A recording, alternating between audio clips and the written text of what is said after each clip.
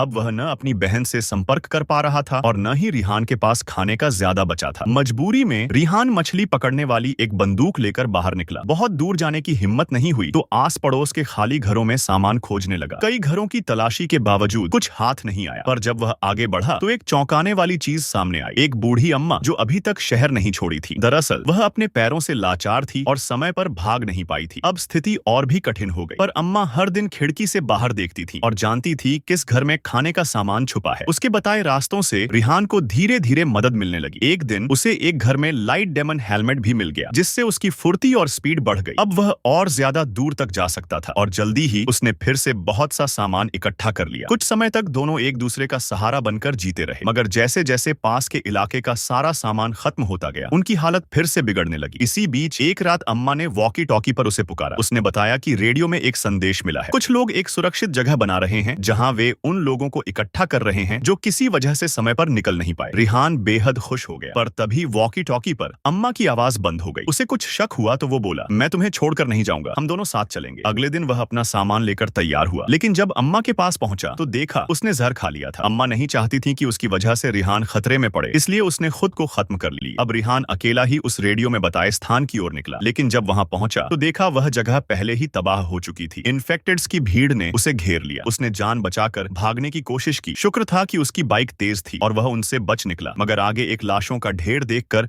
उसका संतुलन बिगड़ गया और वह गिर पड़ा। बाइक स्टार्ट नहीं हो रही थी और टिड्स आ चुके थे। अब उसके पास एक ही रास्ता था, बाइक छोड़कर जान बचाकर भाग